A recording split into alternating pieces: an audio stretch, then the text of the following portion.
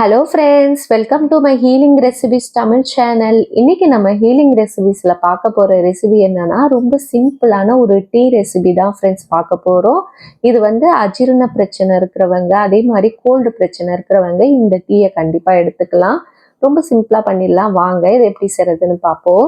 First ஒரு pan எடுத்துக்கோங்க. இதில் ஒரு 3/4 கப் அளவுக்கு தண்ணி சேர்த்துக்கலாம்.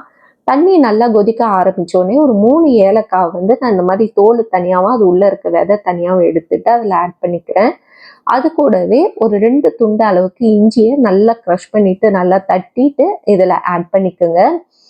இப்போ இதை நல்லா ஒரு 5 நிமிஷத்துக்கு கொதிக்க விடலாம் மீடியம் ஃப்ளேமில். அந்த இஞ்சியுடைய ஃப்ளேவர் ஃபுல்லாக அந்த தண்ணியில் இறங்கணும். தண்ணியுடைய கலரே நல்லா மாறி வரணும். அது வரைக்கும் இதை நல்லா கொதிக்க விடலாம். இது போல் நல்லா கொதி வந்த பிறகு இப்போ இதில் டீத்தூள் நான் ஒரு 2 டீஸ்பூன் அளவுக்கு ஆட் பண்ணிக்கிறேன். உங்களுக்கு ஸ்ட்ராங்காக வேணும்னா நீங்கள் இன்னும் கொஞ்சம் கூட ஆட் பண்ணிக்கலாம், இல்லை கம்மியாக கூட பண்ணிக்கலாம். நான் ஒரு 2 டீஸ்பூன் அளவுக்கு டீத்தூள் சேர்த்து ஒரு 5 நிமிஷம் கொதிக்க விட போகிறேன். அந்த டீத்தூளுடைய ஃப்ளேவரும் இதில் நல்லா இறங்குற வரைக்கும் கொதிக்க விடலாம்.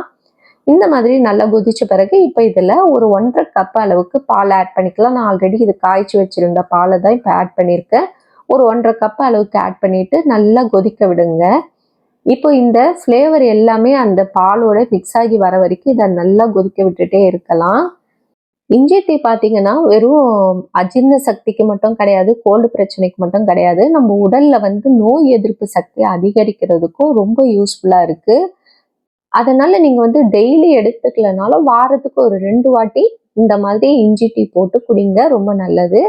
இப்போ இதில் நான் ஒரு 1/2 டீஸ்பூன் அளவுக்கு சுக்கு பொடி ஆட் பண்ணியிருக்கேன். இது உங்களுக்கு விருப்பம் இருந்தால் சேர்த்துக்குங்க, வேண்டானா ஸ்கிப் பண்ணிடுங்க. நம்ம சளி பிரச்சனையெல்லாம் கரைகிறதுக்காக ரொம்ப யூஸ்ஃபுல்லாக இருக்கும். நல்லா வாசனையாகவும் இருக்கும், டீ குடிக்கிறதுக்கு நல்லா கமகமன்னு இருக்கும்.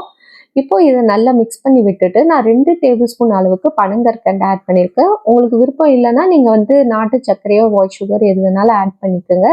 பனங்கற்கண்டு சேர்த்து செய்யும்போது டேஸ்ட் ரொம்ப நல்லா இருக்கும், டீயோடைய வாசனையும் நல்லா இருக்கும். இப்போ இதை நல்லா மிக்ஸ் பண்ணி விடுங்க.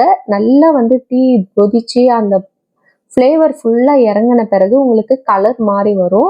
நம்ம பால் ஊற்றும் போது பார்த்துருப்பீங்க, லைட்டாக ப்ரௌன் கலரில் இருந்தது. இப்போ பாருங்கள் நல்ல கலர் மாறி வந்திருக்கும். இந்த மாதிரி எல்லா ஃப்ளேவரும் இந்த டீயில் இறங்கின பிறகு நம்ம இதை வடிகட்டிட்டு சுட சுட குடிக்க வேண்டியதான். ஒரு அருமையான இஞ்சி டீ ரெடி ஆயிடுச்சு. இதை காலையில் நேரத்தில் குடிங்க. காலைல நேரத்தில் குடிக்கும்போது நம்ம நெஞ்சு சளியெல்லாம் கரைச்சி எடுத்துட்டு வரும். இந்த வீடியோ உங்களுக்கு யூஸ்ஃபுல்லாக இருந்தால் மறக்காமல் லைக் பண்ணுங்கள், ஷேர் பண்ணுங்கள், சப்ஸ்கிரைப் பண்ணுங்கள் ஃப்ரெண்ட்ஸ். இன்னொரு வீடியோவில் உங்களை சந்திக்கிறேன். பாய் பாய் ஃப்ரெண்ட்ஸ்.